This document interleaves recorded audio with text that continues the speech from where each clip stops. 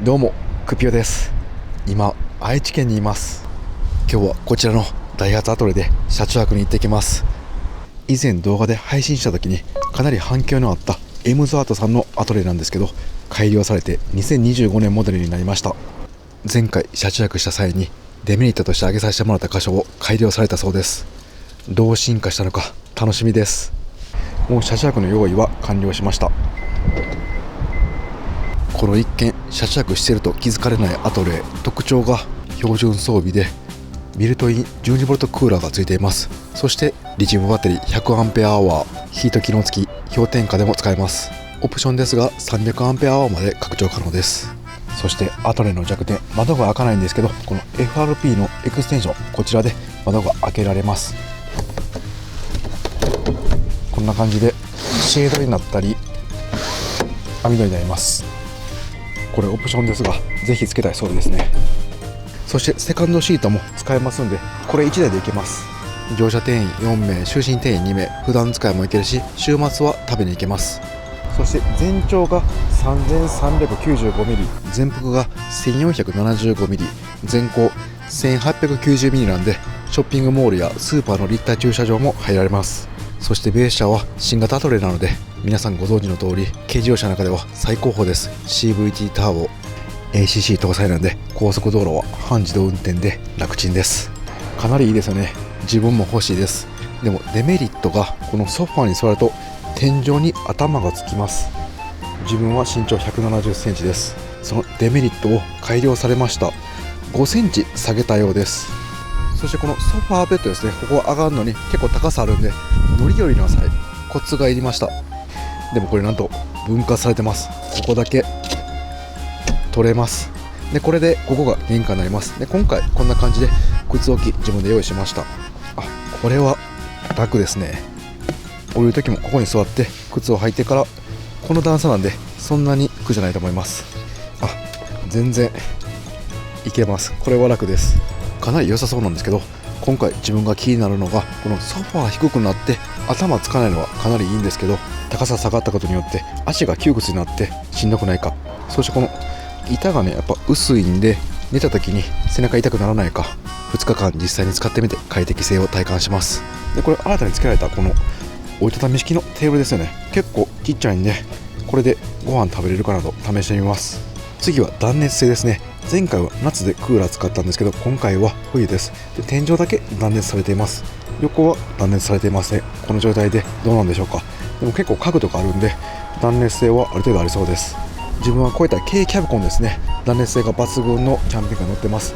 やはりバンコは劣ると思うんですけど、今回 FF ヒーターも搭載されてますんで、使ってみて快適性を確かめます。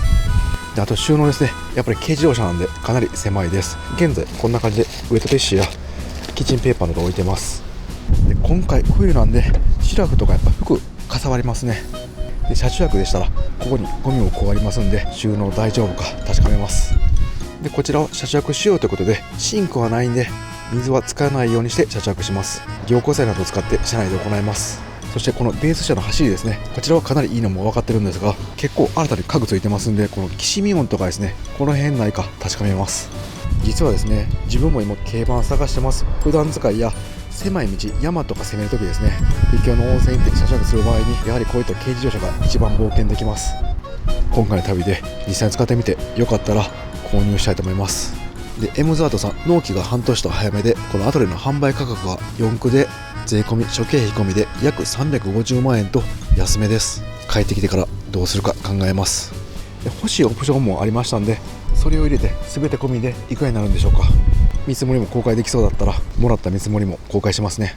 それでは安全運転で行ってきます。久々に乗ったらこれですね。このスムーズな出だし、トルク。今日来るとき自分軽キャブコンインディ727乗ってきたんですけど、余計にこの走りの良さを感じます。後ろ仮装されてるんですけど、このルームミラー、リアモニターがデジタルミラーなんで視認性も良くて、こういったキャンピングカー仕様でも後ろの状況ははっきり分かります。今日行く場所なんですけど、普段使いと車中泊でよく行く温泉行ってからの車中泊、王道パターンで使い心地を確かめます。エムズアートさん、愛知県の南の方にあるんですけど、結構近い場所に渥美半島があります。自分まだ行ったことないので、今日は渥美半島を探索します。まずはスーパーに買い出し行きます。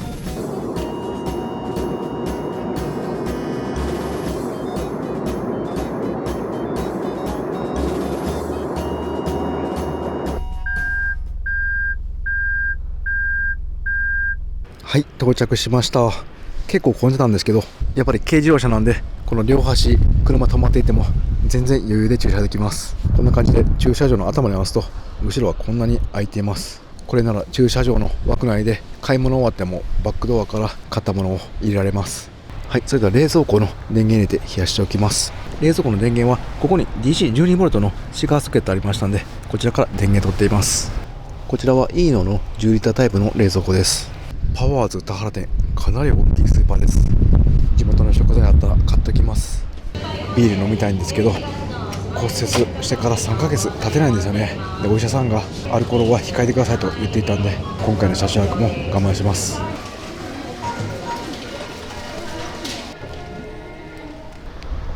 あ、これリモコンでもドア動くんですね。やっぱ後ろからこの冷蔵庫近いの便利ですね。で、一旦このテーブルもこんな感じで置けるのも便利です。常温でいけるものはこの丈夫収納を入れておきます。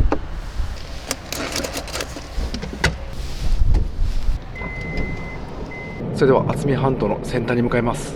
はい、と思ったんですけど、道路沿いに渥美半島の名物釜揚げしらすや大あさりが売ってるお店がありました。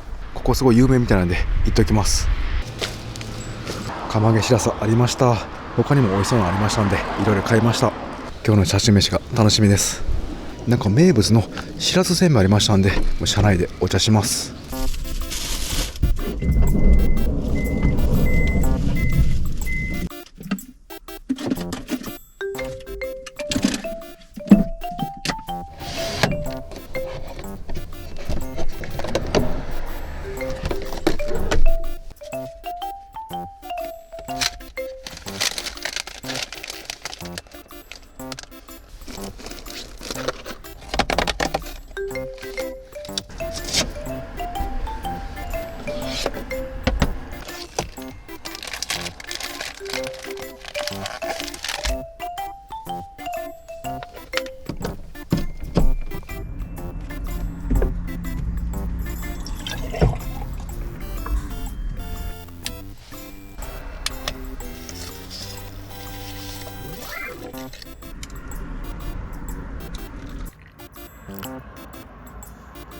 いただきます。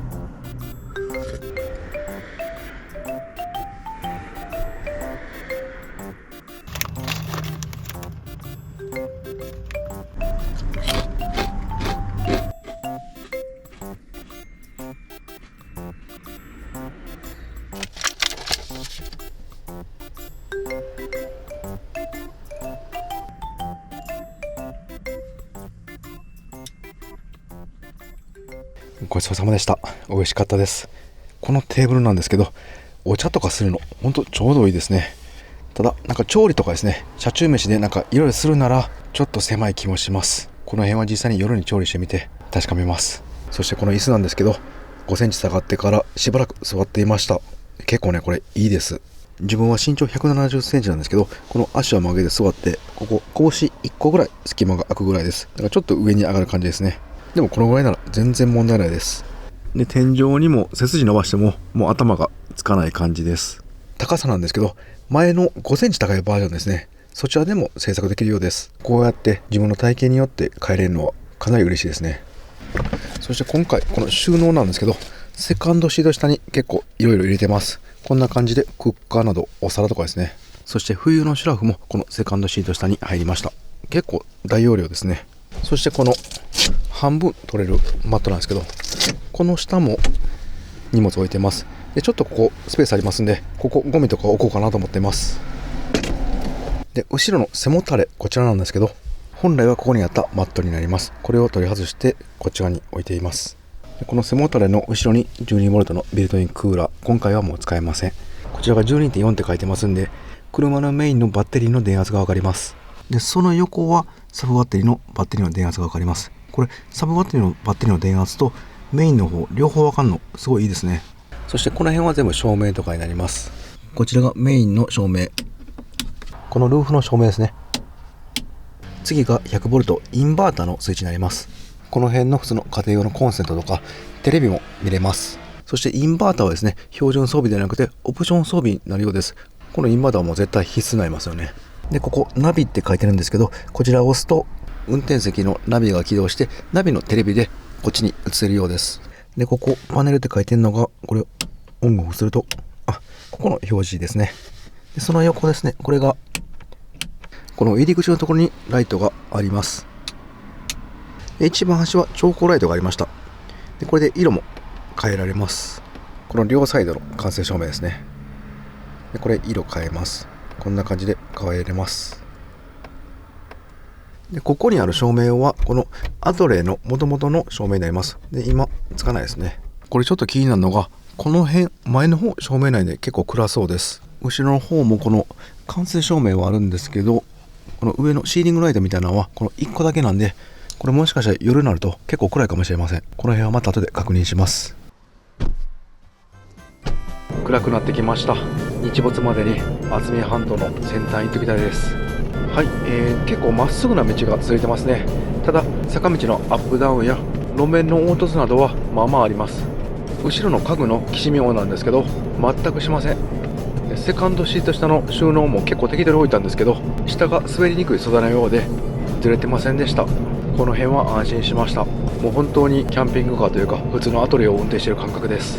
もう間もなく渥美半島の先端に到着します。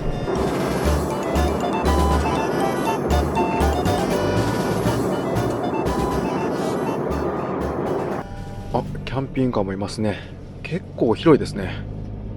もうちょうど夕日が沈みそうです。すごい綺麗な港になっていて、ここ愛知県から三重県の方にも船で行けるようです。船の切符売り場兼道の駅になっているようです。今ここで歩いてこの伊良湖岬灯台、こちらに行けるようです。で、向こうなんですけど、もう日暮れて真っ暗になりますんで、今日はここの道の駅で車中泊して、明日の朝灯台に行ってみます。24時間のトイレもあるようです。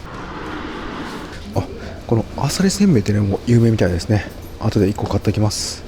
車中泊される方が多いのか、こういったインスタントカップ麺や焼きそばなどもいっぱい置いていて、その横にお湯も用意されています。この辺すごい景色いいみたいで、自転車道もあるみたいです。これは明日の朝が楽しみです。調べたらこの近くのホテルで日帰り温泉あるようです。そちらのお風呂入ってからまたここの道の駅に戻っていきます。これ新型アトレイオートでハイビームになってくれます。街灯が全然ないところなんですけど、 LED で光量もかなりありますんで、不意に野生動物が出てきても対応ができそうです。ここですね。では行ってきます。この綺麗なホテルの奥にあるようです。タオル込み JAF の会員証提示で1300円でした。じゃあ行ってきます。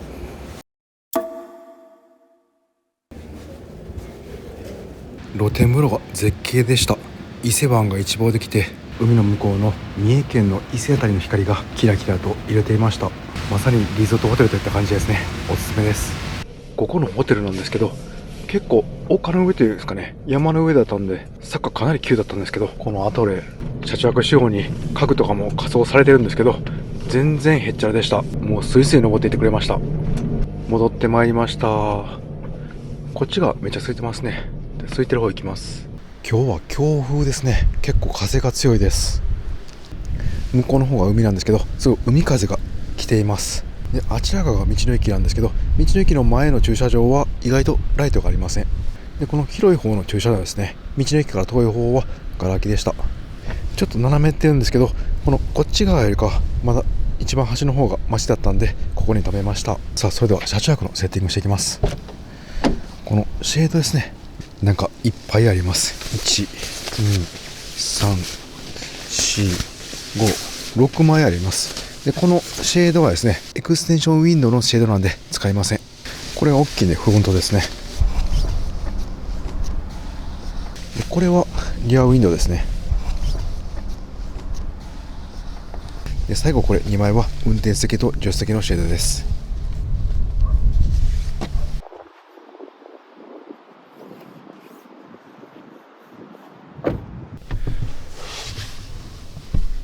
隙間なくぴったし埋められました。これなら外に光漏れません。ここドラレコついてて、これだけカメラあったんでシェードできませんでした。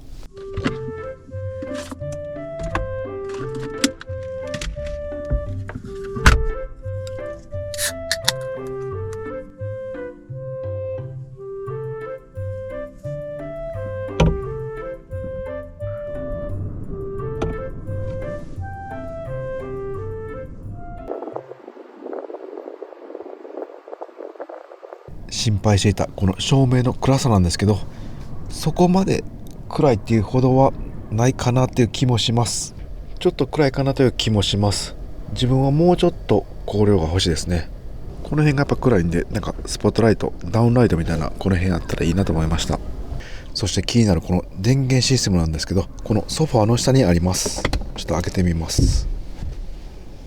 綺麗に配線されています。これがリチウムバッテリーですね。1つ 100Ah、 標準で 100Ah なんですけど、これはオプションの 300Ah ついてます。でこちらがレノジーの走行充電とソーラー充電を同時にしてくれる機械です。こちらなんですけど、走行充電で 30A 充電されます。でソーラーが入ると走行充電は 15A に制限されるそうです。でソーラーは 15A。これ M ザートさんに聞いたんですけど、走行充電でせっかく 30A 入力されていても、ソーラーが少しでも入ると走行充電は 15A に制限されます。なのでエンジンがかかったらソーラーの入力は切るような回路にしているそうです。そのおかげでエンジンがついているときは 30A 近く入力されてバッテリーを充電できます。でちょっと見えにくいんですけど、ここにファンがあります。やっぱり走行充電器熱に弱いんで、温度が上がってくるとファンが回って熱を排出する仕組みになってます。でこの車は 200W のソーラーパネルが設置されています。なので明日実際に何アンペアソーラーパネル入力されるか、走行充電で何アンペア入力されるか検証してみます。でこちらが外部充電のようです。超大容量で70アンペア入力できます。 RV パークのような外部電源があるところはこのアトリエに挿せば70アンペアの電気が使えます。でアップトランスを設置しているので、電気が少ないような RV パークでも安定して電気を供給してくれるそうです。で 70A と超大容量の外部充電器にしたのはこの DC クーラーですね。これが 60A ぐらい使うそうです。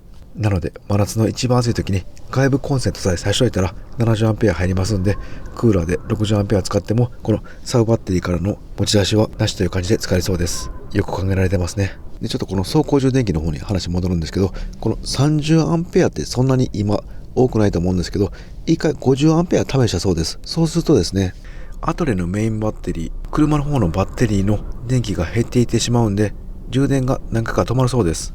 でもこの 30A でしたらそういうことはなかったそうです。いろいろ検証されて試行錯誤したのが今のシステムなんですね。これからもどんどんブラッシュアップされていくと思います。それでは晩ご飯なんですけど、この渥美半島で採れた名物の釜揚げしらす、こちらでしらす丼作ります。でもう一品欲しいんで、このワンタンスープ、これインスタントで美味しいんですけど、これにそうめん入れてワンタンそうめんスープ作ります。まずはしらす丼のご飯温めていきます。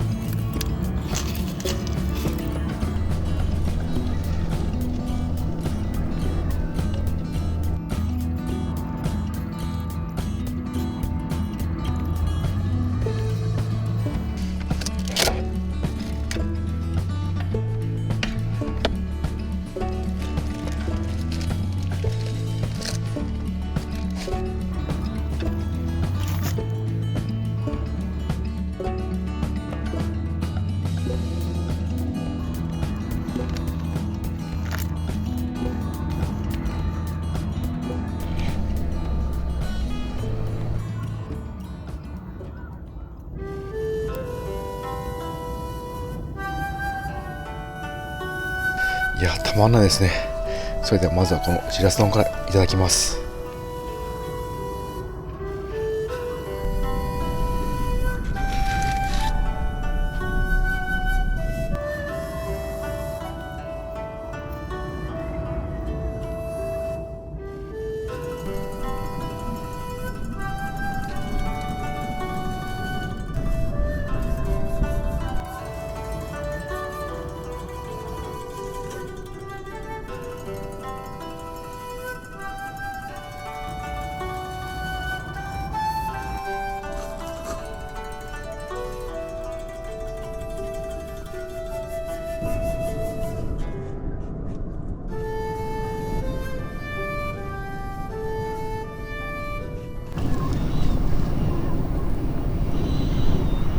はい、ごちそうさまでした。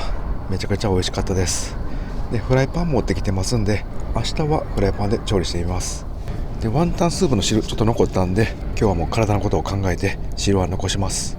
この凝固剤汁固まりますんで、これ入れて固めてゴミで捨てます。お皿の方はラップを敷いていたんで汚れてないですね。炊飯器の方は水蒸気が結構飛んでますんで、ウェットティッシュできれいにしておきます。水は使えないんでいろいろ制約が出るんですけど、なんとか工夫するのも車中泊の醍醐味ですね。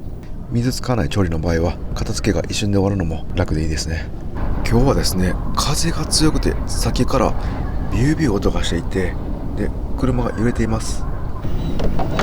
おお、すごい風、台風みたいですね。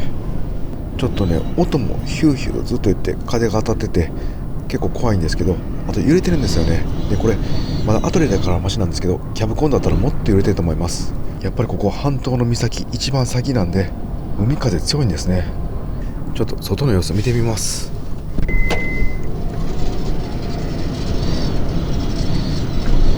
なんかカラカラ音がしていて、この歩道のなんか手すりが風でカラカラ音してます。すごいな。なんか立つのも大変なぐらい風が強いです。こっち側の風がすごい。これはダメですね。退散します。いやー、すごかった。ちょっと風でマイクの音取れてるか分かんないですけど、もう台風みたいな風がずっと吹いていて、で風の音でね、ずっとヒューヒューヒョーヒョーヘーヘーみたいな変な音がすごい聞こえます。こんな風初めてです。風で道路が勝手に開いてしまいます。いや、通りでこんなに広い道の駅でも車中泊している人が少ないわけなんですね。明日の朝の景色楽しみにしてたんですけど、やっぱり寝れないと次の日答えますんで、もう少し内陸の方に行って風の少ないところで車中泊します。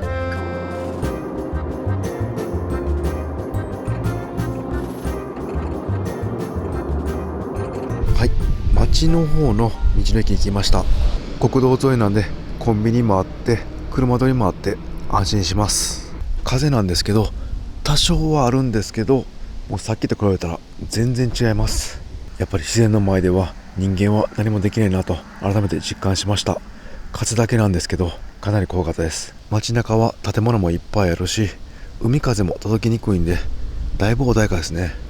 やっぱり海沿いの車着スポットっていうのは人が少ないには訳がありますね。はい、それでは車内でくつろぎます。この背もたれが倒れちゃってますね。ちょっとこの背もたれは倒れちゃったんですけど、他はもうそのまますぐ出発したんで、車中泊からの出発までの時間が短かったのはかなり実用性ありますね。もう本当にここの座席だけ前に倒してたんで、それを後ろに戻すだけで出発できました。で今現在の外気温が天気予報でここは12度ですね。日本海側はかなり寒かったんですけど、太平洋側はだいぶ温度高いですね。強風で体が冷えてちょっと寒くなったのと、せっかくオプションの FF ヒーターなんで使ってみます。ベバストの FF ヒーターですね。それでは歯磨きの用意してテレビ見ながら歯磨きしてゆっくりくつろぎます。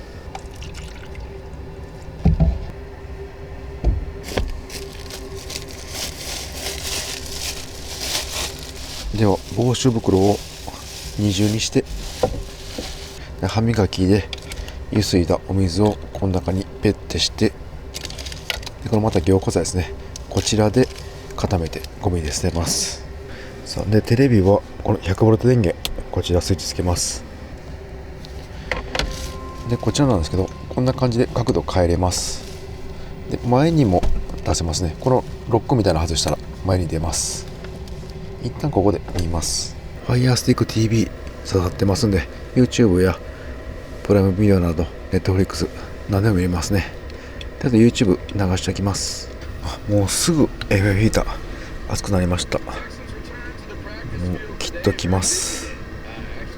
で先にベッド展開してもう着替えていつでも寝られるようにしておきます。はい、もうこのマットをはめて、で今日はですね、もうこの片側常設ベッドモード今なってますんで、このまま寝ようと思います。でこの背もたれだけちょっと移動させます。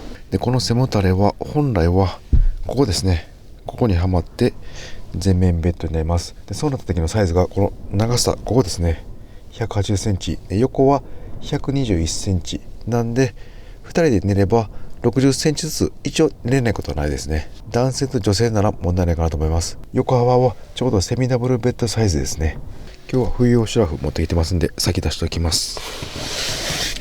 背もたれはやっぱりここですね。運転席と助手席の背もたれ、ここに置いておきます。さあ、でパジャマはこのクッションの中に入れてます。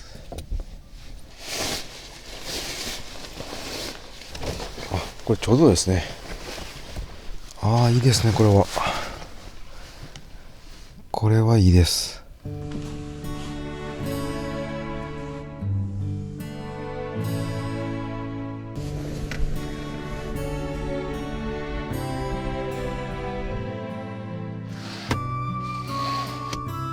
やっぱり知らない場所で初めて車中泊するときはこういった街中の方が安心ですね。ある程度そこの土地勘とかどの辺はやばいとか分かってきてから秘境など回るのもいいかもしれません。地震もそうですが、風などその土地特有の場所とかがありますので気をつけないといけません。特に車中泊の場合は鉄の薄い壁1枚で外なんで、もうある意味外におるような感覚になります。それも車中泊の醍醐味なんですけど、明日も天気など見ながら渥美半島もうちょっと探索します。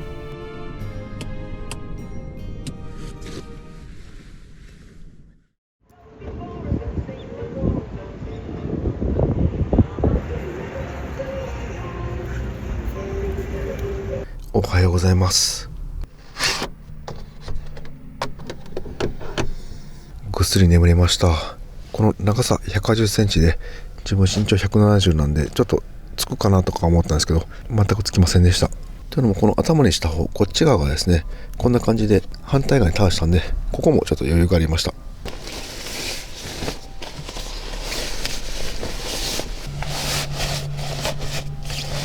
はい、自分はシュラフは折りたたまずにもう適当にバーバーと押し込んでいくだけです。これで何年もやってますが全然問題なく使えてます。やっぱりシュラフはかなりコンパクトになるんですけど、この収納、折りたたむのがすごい時間かかるんですよね。なのでそのデメリットを適当に押し込むだけ収納にすればなくなります。ちょっと車内暗いんでもうこのシート取っておきます。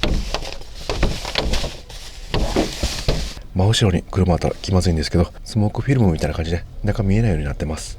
ちょっと目覚めのコーヒーいただきます。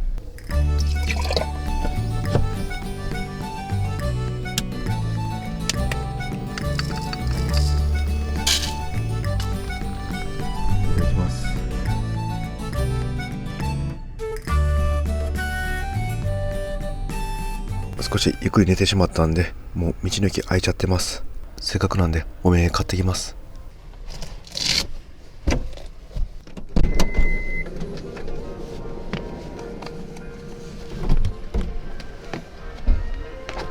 いや、ほんと乗り降りはしやすくなりました。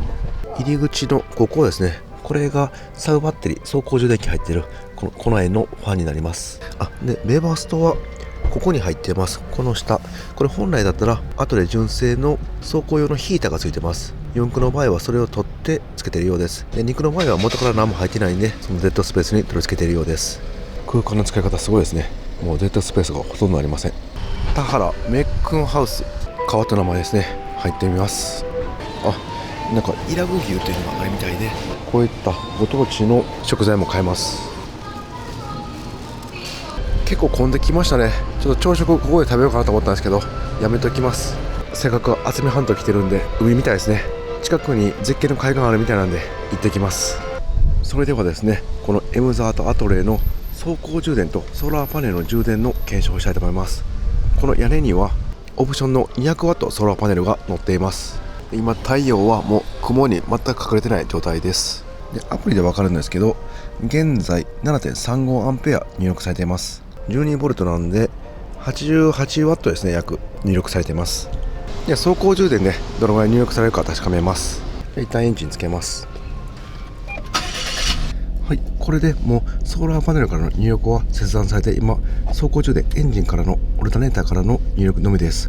それで 29.35A、 もう 30A ギリギリまで発電されてますね。ワット換算だと 12V 計算で 354W です。でこれがソーラーも生きたままだったら 15A に制限されますんで、エンジンの方が 15A、 ソーラーが 8A なんで 23A ぐらいですね。現在 29A なんで、やっぱりソーラーからの入力は切った方がいいですね。はい、道の駅田原メッコンハウスさん、ありがとうございました。結構お土産も豊富で、地元の食材もたくさん売っていました。昨日行けなかった渥美半島の先端、伊良湖岬なんですけど、ここから結構距離ありますんで、またの機会にします。というのもエムズアートさんに今日のお昼返却なんで、行っていったら間に合わなくなってしまいます。残念です。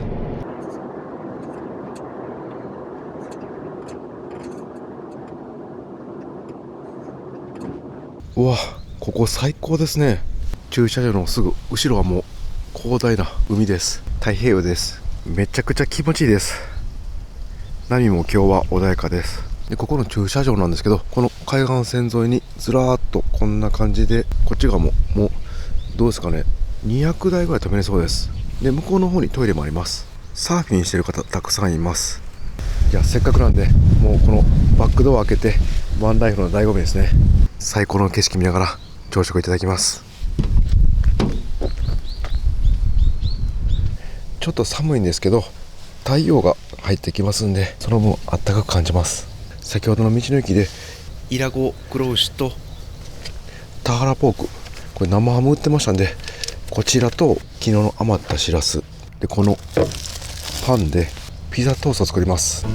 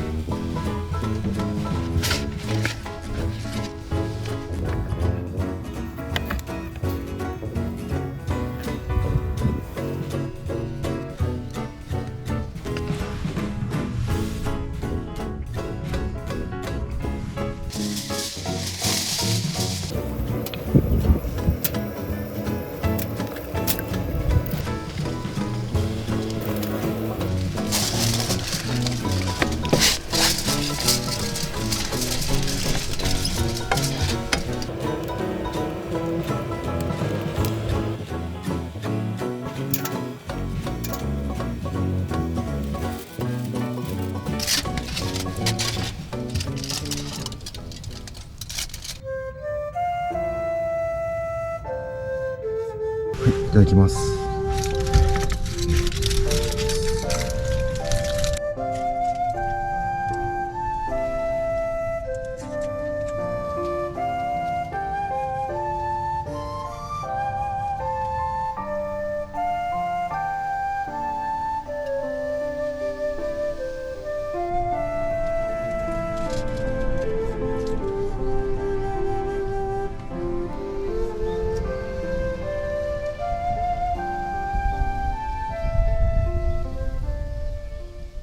はい、ごちそうさまでした。美味しかったです。フライパンはアルミホイル敷いていたんで汚れていません。でこのクッキングシート、まな板もですね敷いていたんで汚れてません。まな板シートなんですけど、いつもはロールタイプのまな板シートを使っていました。で今回この切れているまな板シートを使ってみたんですけど、すごい便利ですね。ロールタイプだったら使う時切るとこんな感じでくるってなってるんですね。でそれを直すのが結構めんどくさかったです。これもこのまま使えるんでかなりおすすめです。これもさっきのまな板シートもニトリで買ったんですけど、これもすごい良かったですね。軽乗車とかはスペースないんで、このぐらいの装備が合うかなと思います。でこれ収納もこれちょうどですね、ここに入ってもう完璧ですね。1泊2日の車中旅で出たゴミが圧縮したんですけど、これが缶で、この圧縮したゴミですね、今防臭袋に入れています。これだったらこう横にすればまだまだ2日ぐらいは余裕でいけそうです。はい、じゃあすぐ横にですね道の駅あるみたいなんで、そちらに行って今回1泊2日で感じた改良型アトレ2025年モデルのメリットデメリットをお伝えします。はい、ほんとすぐ近くに道の駅ありました。なんか横には自作っぽい面白いキャンピングカー止まっています。道の駅赤羽ロコスステーションです。すいません。はい、美味しそうなホットココア買いました。あったか。いやしかし1泊2日の渥美半島車中旅楽しかったな。なんか渥美半島はですね、海岸線に無料の駐車場がたくさんあったんで、車中泊やワンライフにはぴったりの地域です。いやしかしこの改良された2025年のアトレ素晴らしかったです。デメリットはかなり少ないんですけど、その中でもちょっと気になったポイントがありましたので、あえて言わせていただきます。まず1つ目なんですけど、この改良されたソファーのここにあったマット、この背もたれマットですね、これが少し気になりました。やはり懸念してた通り、この走行中背もたれがこのロールでこんな感じで倒れてました。でここにですね、背もたれとして使うときはなんかホックかなんかあった方がいいですね。ただここにねスイッチあるんでちょっと隠れちゃうっていうデメリットもあります。で次寝るときはここだったら邪魔なので、自分は運転席と助手席倒していたんでここに収納しました。こんな感じで冷蔵庫とか置いてる場合はもうマットを元の位置ここに収納はできません。なので奥で持っていったんですけど、結構これ重たいんでちょっと手間でした。でも1人で使うならここマットいらないんで、もう取ってしまった方が自分はいいかなと思います。で家に置いておくのがいいかなと思いました。2つ目なのが今回この収納ですね、ちょっと取りにくかったです。というのもここをメインに結構収納していました。この座った位置ここからこう取るときにですね、結構このマットも大きいんですよね。なんでよくして上げて片方上げて向こうも上げてマジックついてるんで、ちょっと取りにくかったです。で取ってからこっち側に移動する、でから取るってでまた戻ってから直すっていう、で結構締まり悪かったら結構揺らしたりとかして、でバタンで押さなきゃダメなんで、ちょっと何回もするのがめんどくさいなと思いました。なのでこのマットもですね、入り口のようにこんな感じで分割できれば全部取らなくて、この1個だけこんな感じで取れるんで便利かなと思います。でもこれ分割するならここ支えがないんでちょっと難しいかもしれませんね。でここの短い方のマットもよく取ったんですけど、こっちが入り口にない時はすぐ取れるんですけど、こんな感じで埋まってる時はここから取れないですね。紐がないと向こうの方に手をかけて取る感じになりました。でちなみにこのマットの硬さですね、少し気になってましたが、シュラフ引いたら全然痛くなかったです。そのままならちょっと硬くて痛いかもしれないけど、何か引けば問題ないという感じでした。でやっぱり電気がですね暗かったですね。ここと間接照明だけなんで、ここもやっぱ欲しいのと向こうも欲しいですね。なんでダウンライトもうちょっと追加してほしいなと思いました。この辺の照明は自分でクリップライトとか USB もさせるんで、ここ1個だけですかね、そして1個させるんでここに挿して明かりが確保できるんですけど、やっぱり天井の DIY って結構めんどくさいんで、この辺はもうエムザートさんが元から電球増やしてくれると一番ありがたいんですけどね。ただ暗くていいっていう人もいてますんで、このデメリットは人によるかもしれません。このアトレの照明ですね、これが使えたらいいんですけどね、しばらく経てば使えなくなります。この折りたたみ式のテーブル、今回新たに付けられたんですけど、車中飯するならちょっとちっちゃかったですね。普通にお茶飲んだりとかその程度でしたら問題ないと思います。で今回ですね、この冷蔵庫持ってきたんですけど、ここの上が結構使い勝手良かったです。なんでこことですね、ここ延長してもらうか、もう一個下にテーブルか何かあればいいなと思いました。で面白いのがこれ、前のモデルの時2024年モデルの時のここのテーブルをはめるこの段差っていうんですかね、こういうのが残ってます。こことここですね。なんで自分で何か DIY してこの板を少しここつければ、この L 字型のテーブルが完成します。でこれも結構収納広くなるんで、個人的にはつけたいなと思いました。以上がデメリットなんですけど、ちょっと個人的に気になったのがこの USB、 ここでスマホ充電できるんですけど USB-C がないんですね。自分で変換したらいいんですけど、なんかもう今の時代 USB-C が多いんで USB-C つけてほしかったなと思いました。次良かったのはこの改良されたポイントですね。5センチ下がりました。自分170センチなんですけど、このぐらいの方はこれが一番いいと思います。車内でこうやって座ってる時ですね、足を曲げても頭につかないし、あぐら組んでる時も頭つけませんでした。5センチ下がってこのルーフに頭がつかないだけでこんなに快適になるんですね。自分も改めて高さの大切さを感じました。で従来通り5センチ高いソファーですね、こちらも販売できるので買う人が選べるようです。これはありがたいですね。で5センチ高くなるとここですね、バッテリーサブバッテリーのところ5センチ高くなるんでデッドスペースもらえますよね。でそれがですね、この使わないソファーを収納できるということです。それも捨て方ですね。今回いろんなパターンとか開け閉めして走行もしたんですけど、このマットがですね全然ずれませんでした。これすごいなと思いました。ここにマジックテープついてます。